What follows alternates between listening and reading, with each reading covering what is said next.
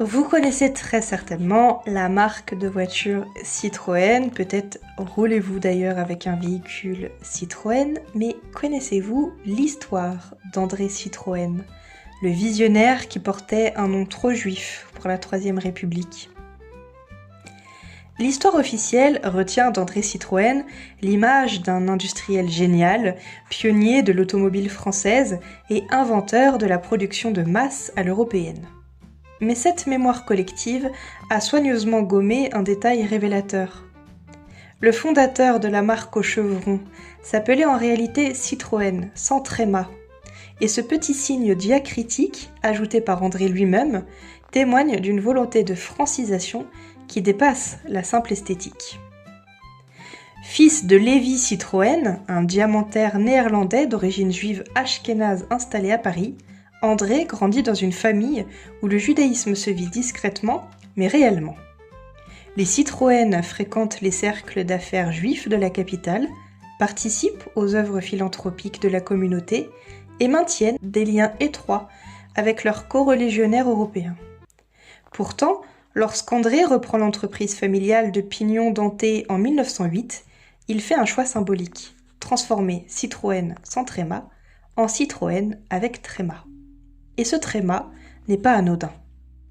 Dans la France de la Troisième République, où l'antisémitisme dreyfusard laisse encore des traces, où les noms à consonance étrangère peuvent fermer des portes, André Citroën comprend intuitivement qu'un nom plus français facilitera son ascension sociale et économique.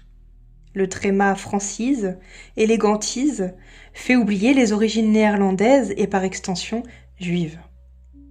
Cette stratégie d'effacement se révèle d'autant plus efficace que la postérité a presque entièrement occulté le judaïsme de Citroën. Combien de Français savent aujourd'hui que le créateur de la 2 chevaux était juif? L'homme qui révolutionna l'automobile française avait, pour réussir, dû d'abord révolutionner son nom. Dans les archives poussiéreuses des mairies françaises sommeillent des milliers de dossiers de changement de nom qui racontent, en creux, l'histoire silencieuse de l'assimilation juive. Goldstein devient doré, Schwarz se mue en noir, Grain se transforme en vert, Weiss devient blanc. Ces traductions littérales témoignent d'une volonté d'intégration qui passe par l'effacement linguistique des origines. Le phénomène prend une ampleur particulière après le décret Crémieux de 1870, qui accorde la citoyenneté française aux Juifs d'Algérie. Beaucoup de ces nouveaux citoyens comprennent rapidement que leur nom peut constituer un obstacle à leur intégration dans la société française. Les demandes se multiplient auprès des préfectures. Monsieur le préfet, ayant l'honneur d'être français, je sollicite l'autorisation de porter le nom de Durand au lieu de Goldenberg afin de faciliter mon établissement commercial. Cette pratique s'intensifie sous la Troisième République où la politique d'assimilation jacobine encourage l'uniformisation culturelle. Les familles juives, souvent récemment arrivées d'Europe centrale, saisissent l'opportunité d'une nouvelle identité administrative. Certaines gardent la consonance originelle en la francisant. Lévi devient l'évêque. D'autres optent pour la traduction pure. Rosenberg devient Montrose. Ou encore choisissent des noms neutres, sans connotation religieuse ou ethnique. Ces changements peuvent laisser des traces douloureuses dans les générations suivantes.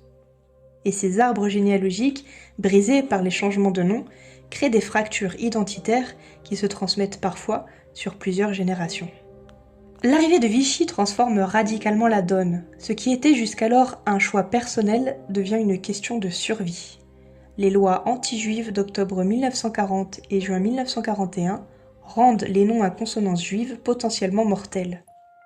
Dans ce contexte, certaines familles tentent une dernière francisation, espérant échapper aux rafles et aux persécutions. Les archives préfectorales de la zone sud révèlent des centaines de demandes de changement de nom entre 1940 et 1942. Les Cohen deviennent Colin, les Lévy se transforment en Lenoir, les Dreyfus optent pour Dreyfus. Ces démarches, tragiquement dérisoires face à la machine nazie, témoignent d'un espoir presque pathétique que l'administration française, complice de la déportation, accepte simultanément de les protéger par un nouveau nom. Le paradoxe est saisissant. La même administration qui recense les Juifs pour les livrer aux Allemands accepte parfois leur demande de changement de nom pour raison d'assimilation. Cette hypocrisie bureaucratique illustre la schizophrénie de Vichy, État français qui prétend protéger ses citoyens tout en organisant leur extermination. Certaines familles réussissent effectivement à échapper aux rafles grâce à leur nouveau nom. D'autres, malgré leur effort, sont dénoncées par des voisins ou trahies par des documents d'état civil insuffisamment nettoyés. La plupart découvrent amèrement que face à l'antisémitisme racial nazi, les changements de nom ne suffisent pas. C'est le sang, non le patronyme, qui condamne. Le monde du spectacle français recèle de nombreux artistes dont les origines juives ont été effacées par un changement de nom stratégique. Georges Moustaki, né Giuseppe Moustaki, d'une famille juive de Corfou. Serge Gainsbourg, né Lucien Gainsbourg. Patrick Bruel, né Patrick Benguigui. Autant de figures emblématiques de la culture française dont le judaïsme a été rendu invisible par leur pseudonyme. Ces transformations nominales répondent à des logiques diverses. Pour certains, comme Gainsbourg, il s'agit d'éviter les discriminations dans l'industrie musicale des années 60, encore marquées par les préjugés antisémites. Pour d'autres, comme Moustaki, le changement participe d'une volonté d'universalisation artistique, d'effacement des particularismes pour toucher un public plus large. La question se pose différemment selon les générations. Les artistes nés avant-guerre, marqués par l'expérience de la Shoah, adoptent souvent des pseudonymes par prudence instinctive. Leurs cadets, évoluant dans une France démocratique, choisissent parfois l'effacement pour des raisons purement commerciales ou esthétiques. Cette invisibilisation a des conséquences durables sur la perception du judaïsme français. Combien de spectateurs ignorent que leurs chanteurs préférés sont juifs ? Cette méconnaissance contribue à entretenir parfois l'illusion d'une France de souche, homogène, occultant la contribution juive à la culture nationale. Aujourd'hui encore, certains artistes issus de l'immigration maghrébine ou d'Europe de l'Est adoptent des pseudonymes pour paraître plus français. Cette persistance du phénomène interroge sur les limites de l'intégration républicaine. Faut-il encore, au XXIe siècle, cacher ses origines pour réussir en France ? Dans la France contemporaine, le changement de nom pour des raisons liées au judaïsme n'a pas disparu. Si les motivations ont évolué, et il ne s'agit plus de survivre, mais d'éviter les discriminations ou les préjugés, la pratique perdure dans certains milieux professionnels. Les réseaux sociaux professionnels regorgent justement de ces stratégies d'effacement. On a des Cohen qui deviennent C.Martin, des Lévy qui se présentent comme L.Moreau, des Goldberg qui optent pour G.Bernard. Ces pseudonymes numériques qui créent une identité professionnelle neutre, débarrassée des marqueurs ethniques ou encore religieux. Et cette nouvelle forme de maranisme du nom de ces juifs espagnols qui sont contraints de cacher leur identité sous l'Inquisition interroge sur la réelle intégration en France. 70 ans après la Shoah, certains juifs français se sentent encore contraints de dissimuler leur identité pour réussir socialement. Et c'est aussi le cas de certains musulmans français qui se sentent contraints de dissimuler leur identité.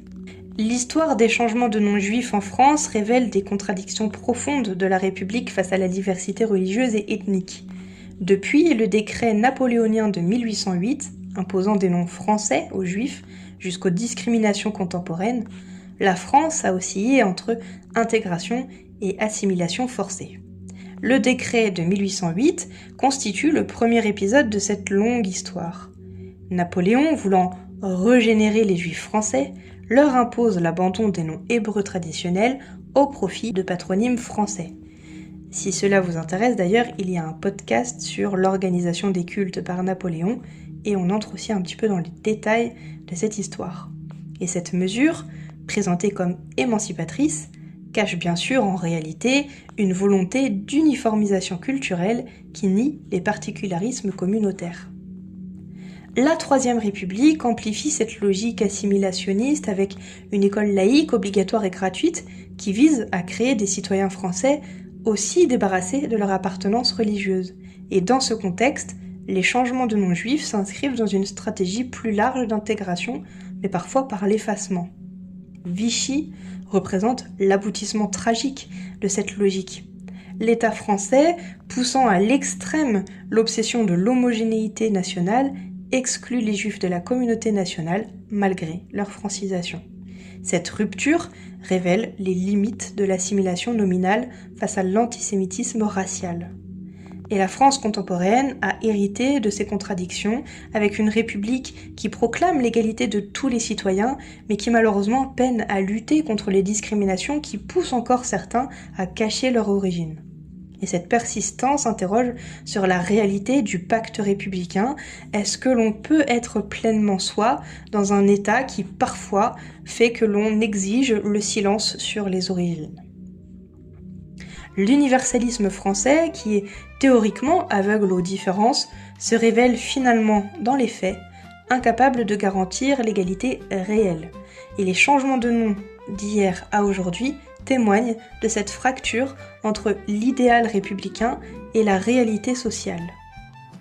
L'histoire des changements de nom juifs en France révèle les ambiguïtés de l'intégration républicaine, entre assimilation forcée et intégration choisie, entre universalisme théorique et discrimination réelle.